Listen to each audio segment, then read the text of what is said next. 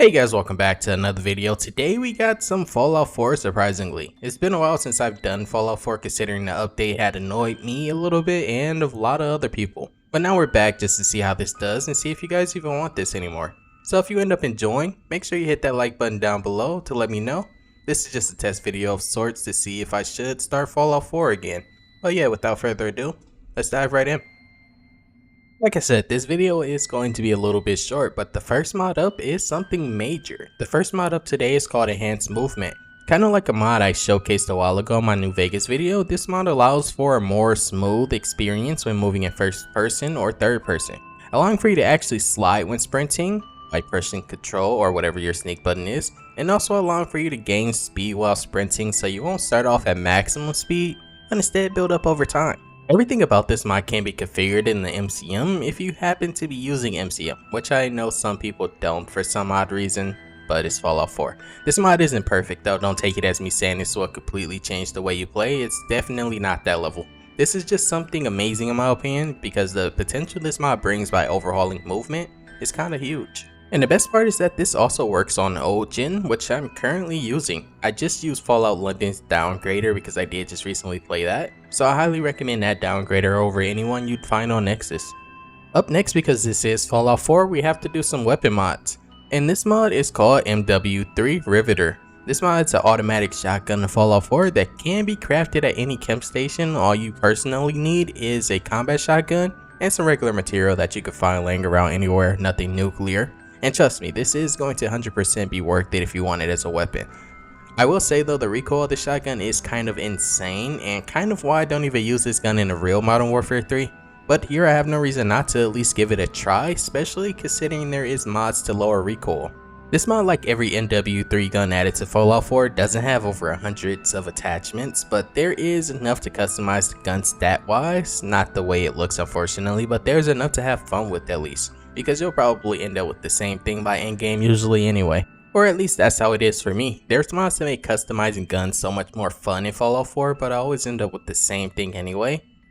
So this mod just kinda works for me. Nonetheless, up next we got a sidearm weapon mod called the Colt Kimber Custom.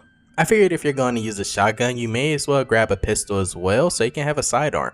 This weapon can be crafted at a camp station just as easily as the Riveter, with materials the same, but this one is a bit more customizable.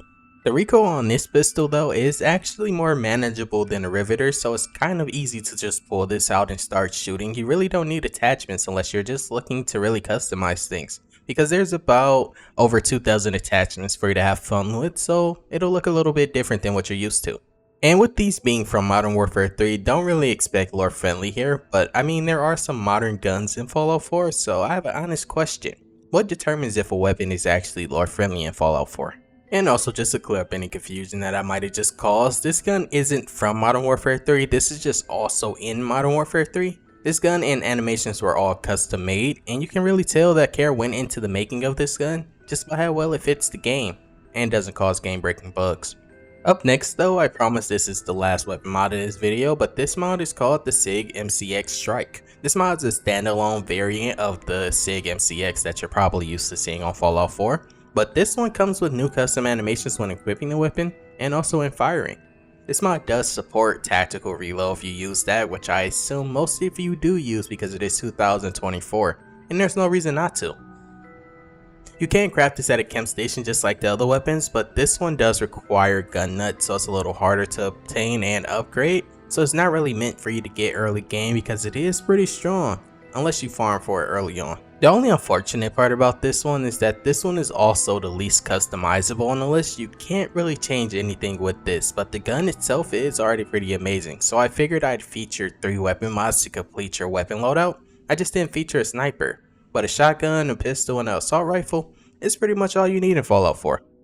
Now all you need is just an armor mod, so why not this armor called the G2 armor. It's a simple looking armor, it's pretty skin tight, so that might catch people's attention with it being skimpy. But it also has bulky armor pieces that you can customize to your liking by switching them out, because every part of this armor is modular.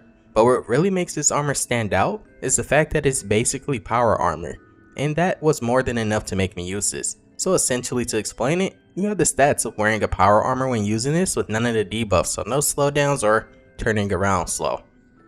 I really want someone to make a Halo version of this so I can replace all power armors, but for now this is more than enough. You can also get this at a chem station so you don't have to go on some huge adventure to get it. All you need is Armorer rank 1. And then you can also change the color of this armor at an armor station, so it's pretty simple. Another point I'd like to mention though is that you can switch out the suit if you don't like the skin tightness because it's just an undersuit. So pretty much anything else that classifies as Under Armor works. Up next we have a new simple quest mod and new land for you to explore. All you have to do is find the boat to the east of the group manor. This quest mod is called Boon Island, Isles of New England. It's a pretty small island and a pretty small quest, but due to it not touching any vanilla records, it's pretty much compatible with anything. Just because it's its own little cell. And also because of that, you should be able to add this mid-game. Mods that add new lands to your game are usually safe to add mid-game and remove mid-game, as long as you reload the save before you actually install this. This small island has a small quest dealing with pretty much a lady finding peace. So put it in simple terms, I'm not going to give any spoilers because it's such a small quest, so I think you'll enjoy it. I just don't want to give any spoilers. The mod author did say though that you could pretty much do this at any level, but you're going to have to fight Mirelurks and Mirelurk hunters, so I don't think you should come here unprepared, unless you plan to run past them like cowards. I mean, it's a free experience. It's kind of free experience, why would you run past them anyway? Or at least that's how I look at it. But once you explore this small island and do the little objectives given to you, it isn't really long, which will require a bit of traveling also, but only around this cell, not to the main Commonwealth if you are worried about that. You'll pretty much unlock this island as a settlement for you to build on and have fun with. But if I'm being completely honest, I was never really into the whole building settlements thing in Fallout 4 or even Starfield. I just prefer to play, but they lock you out of certain content if you don't do it, so here we are.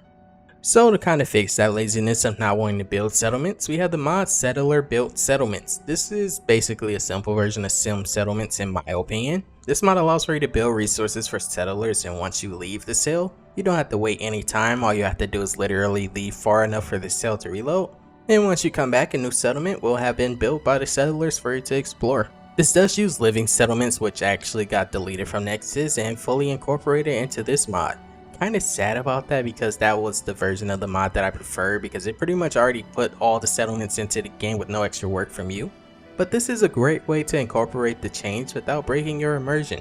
So you still feel kind of important because settlers didn't do everything by themselves.